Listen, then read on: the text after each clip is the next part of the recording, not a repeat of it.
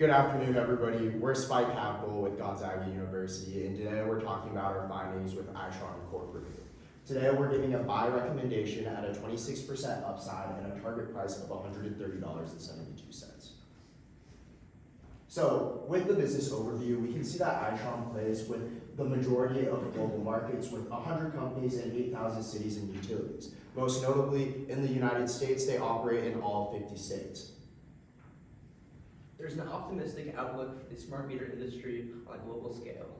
Between the years of 2024 and 2034, the expected annual increase to the smart meters overall market cap is expected to range between $40 million to $120 million on an annual level. Itron specifically has a revenue percentage of roughly 5% of the global level. This cements Itron as a strong competitor in the global markets, generating considerable revenue with regards to the industry. Itron closed today at $108.89, and its initial public offering was in November 4th, 1993. In 2008, 2019, there were significant price drops because of the recession and COVID-19. What we find impressive was its ability to reclaim all-time highs twice. And we believe this happens because of its essential need in the water solutions industry because of their gas meters and water meters. Now, we notice that Itron is currently trading at 13.2 EV/EBITDA and 2.37 EV revenue. Now, the industry average for water solutions is trading at 18.06 EV/EBITDA and a 4.6 EV revenue. Now, this is clearly showing that Itron is undervalued in the water solutions industry. Yeah, so we think that Itron is a buy with 26% upside at $135.72, based on the fact that Itron has strong M&A activity that boosts international growth, technological enhancements, enhanced profitability, and growing international presence, diversifying revenue streams. Strategic acquisitions. Operating in more than 100 countries worldwide, Itron has a strong U.S. presence with specifically the largest of which are the cities listed on the left-hand side of the screen and the monthly usage graph. And on a global level, smart M&A activity, as mentioned earlier, has led Itron to also generate large amounts of international revenue, most notably in South Korea.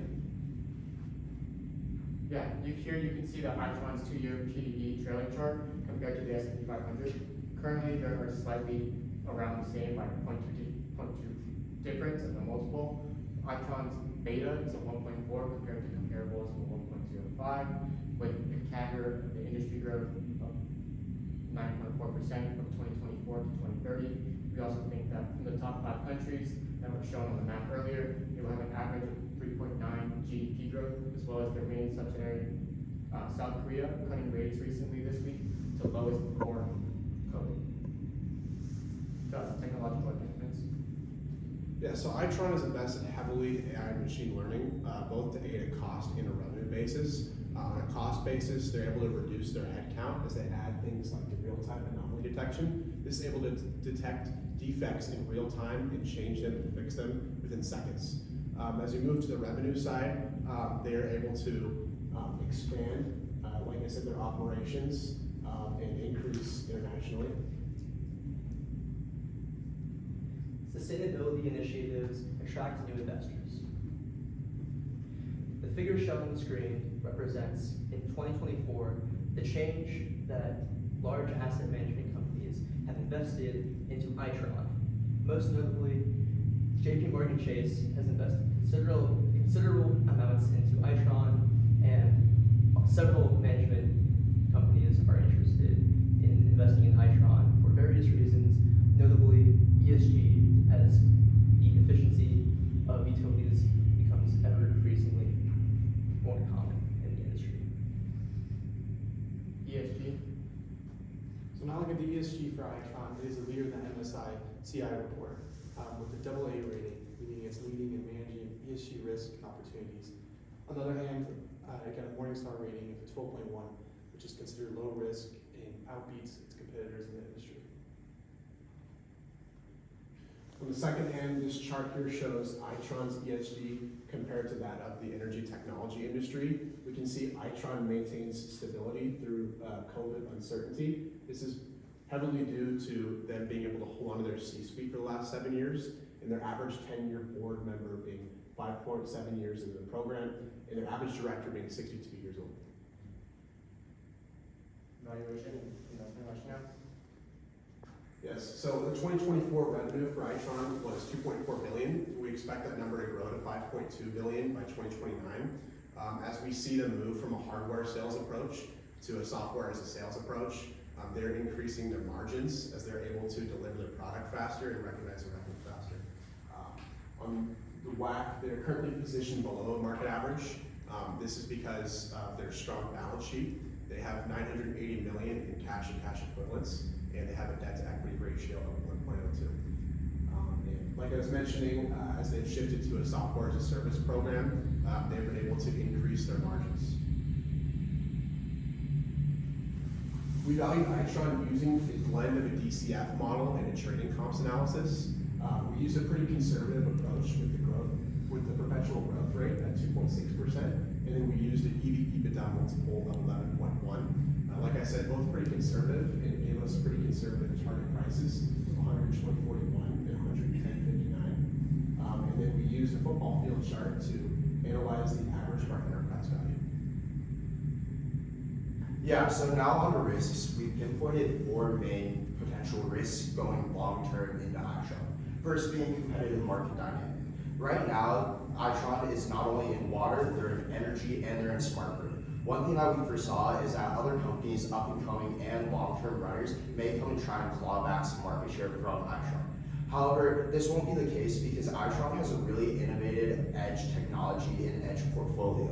This portfolio, along with asset consolidation, has allowed them to increase their smart grid electricity capacity by over 20%. Furthermore, we go into macroeconomic risks. There's 3 things that we touched on during this. It was currency fluctuations, geopolitical instability, and finally tariffs. I really want to touch on the tariffs point since with the Trump administration coming in and talking about these large tariffs being slapped on, it was a huge concern for us. But we saw that Itron has put steps in place to mitigate this, and one way is through their unique supply chain consolidation. Their supply chain, what they do is they outsource everything they can in these long-term deals, and through this, we think they will be a little bit more immovable when it comes to tariffs if they do get slapped on. Next is technology disruptions. One thing is with smart grids, you have to be constantly innovating, and the person who's the most innovative in the end gets the bid from the city. And what we saw through the technology disruptions is that through IoT and through their DERMS, they've been able to put hardware, software, and combine it with AI. They're able to foresee impacts of, like global warming or any energy blips, and they're able to stabilize this out. Furthermore, with the recent earnings call, we saw that Itron beat EPS estimates by 30 cents. And since investors are forward-looking, we can see how they're very optimistic about Itron. And furthermore, the CEO talked about how they're looking to acquire more people in the energy space, showing that they do have enough capital and cash on hand to take on the debt that would come with another company. Finally, I want to talk about climate risk. With America pushing for this zero carbon initiative, it was really important for us to see whether or not Itron would be able to hit this target by 2050, and we concluded that it would be possible. Not only are they using wind turbines when they're powering their electric grid, they're also helping cities by making it more clean. With their smart electronics, they're able to, again, predict blips in energy, making it more efficient, meaning that cities have to use less energy in that. Yeah, with all that, we think that Itron is a buy. As we said earlier, a 26% upside, $135.72. This is primarily because Itron has done 7 mergers and acquisitions in the past 4 years, compared to other companies that average around 4. 4 of the 7 Itron M&A transactions were international, 2 of them being in South Korea, increasing their global presence that they already have.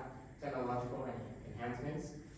They recently just came out with a report in 2024 saying that a lot of the work that they're going to do in the future is going to include AI, and they're going to train people with AI, especially companies and subsidiaries that they operate within, so they can get that market efficiency and be a market dominant player. grid modernization and sustainability investments, as Itron cuts back on stuff they don't need in their balance sheet, getting rid of waste. It increases profitability as they hold $980 million worth of cash. Well, you nailed that right on time, so congratulations on that. Take a breath. Judges are gonna get their kind of questions ready, and they'll fire away in just a couple seconds. So, Just have a valuation question a second. You showed some comps. A lot of times markets discounting a name for a reason, so curious what your thoughts are as to why Itron's trading lower than comps from EV to EBITDA, EV to revenue. Or if you have any opinion on that. Yeah, I mean, we saw, to answer your question, I think it was relative to the EV, but the multiple we used. I think we saw that specifically Itron's, with historical data, we found our EV EBITDA ratio to be lower than that of the energy technology industry. Did I answer your question? I think so. Okay.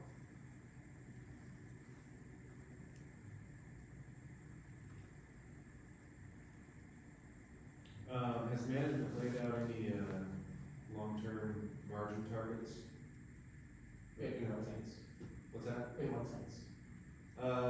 Targets for where do they see margins going in the future, and what are the drivers for why margins might go there?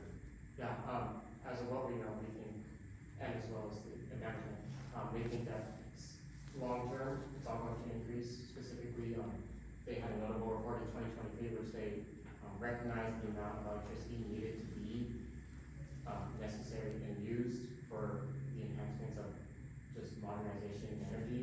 That includes smart cars, smart trains, and all the things that fall in that category. And I think that was the primary factor that they had mentioned. Yeah, and kind of adding on to what Joshua said, right now new homes are continuously being built. Right now about 80% of all new homes have smart meters in America, and Itron has about 34%. On the other side of the consumer market is electric cars and electric chargers. Right now there's about 2% of electric cars growing around the United States currently, and almost every single electric charger is hooked up to Itron's electric grid system. So we do foresee growth not only in the consumer industry with housing and also with electric cars.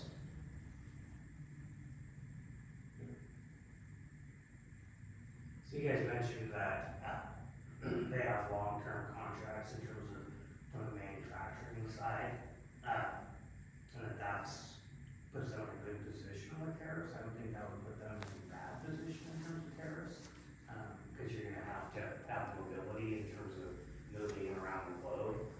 Did I just misunderstand your view in terms of their sourcing position? Yeah, definitely. That is one of the concerns, but ultimately how we came up with our idea and the risk being mitigated is because they're outsourcing and they're part of so many different countries. They have factories in so many different countries that if tariffs are slapped on one of the countries that they're being produced from or their supply chain is from, yeah, they can just move it around, yeah. You guys didn't touch on their convertible debt. So did you guys do any work on the balance sheet in terms of their debt financing? Yeah, so we do acknowledge that Itron has a significant amount of debt, but it also has a significant amount of cash. Like I mentioned earlier, they have $980 million worth of cash, and that kind of goes hand in hand with a utility-based company that's comparable to other companies that we saw that in this industry.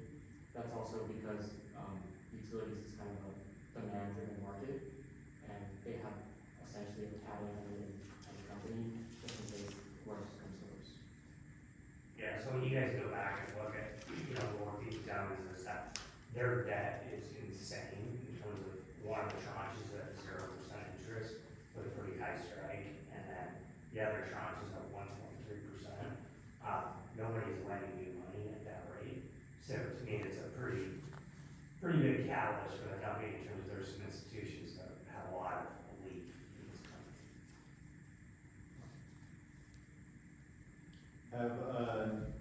You guys talked a little bit about their sourcing and everything.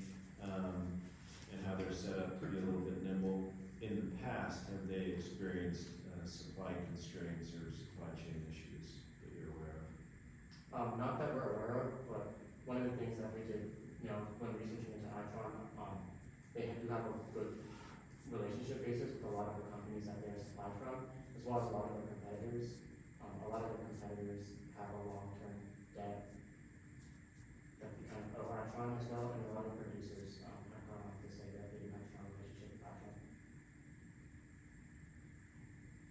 That answers your question. Yeah, Do you think the regulatory landscape poses any risk for the company with potential changes in policy on the federal level? At least in the near term? Yeah, definitely. One thing that we talked about is them looking to acquire other companies. So if the Fed rates do change and increase, we'll see that they'll need more money in order to acquire these companies, which may negatively impact the company's cash flows.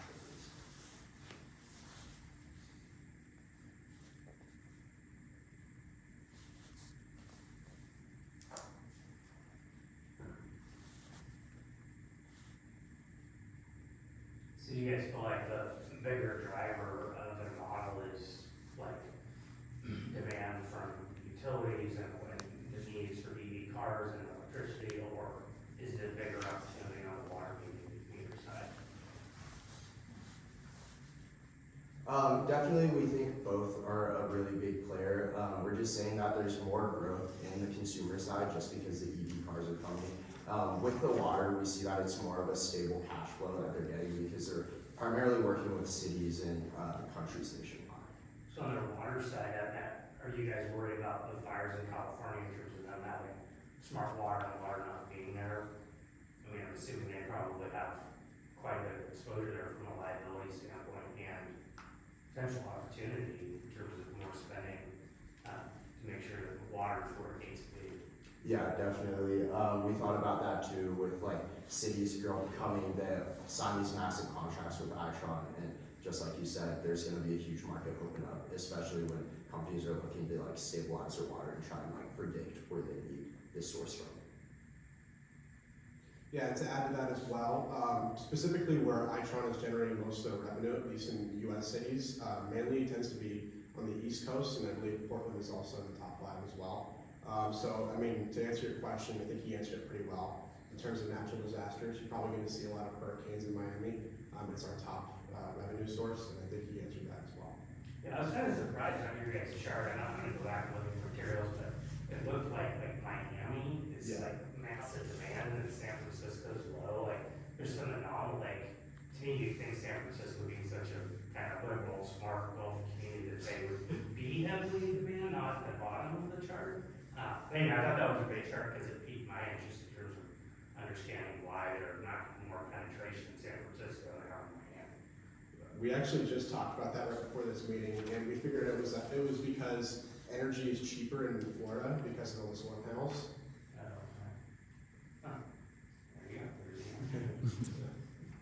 what was the source of that data? Just curious. Which thing? The monthly energy usage. Oh, that was from Stats. From what? Stats, access to disposal.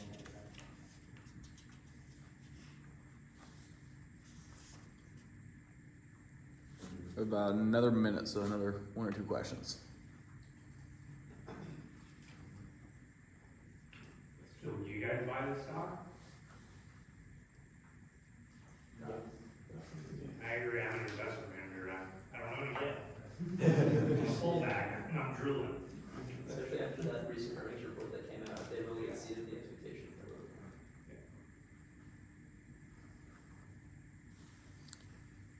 I'm all out. You're all up? Great. Well, congratulations, guys. You're done.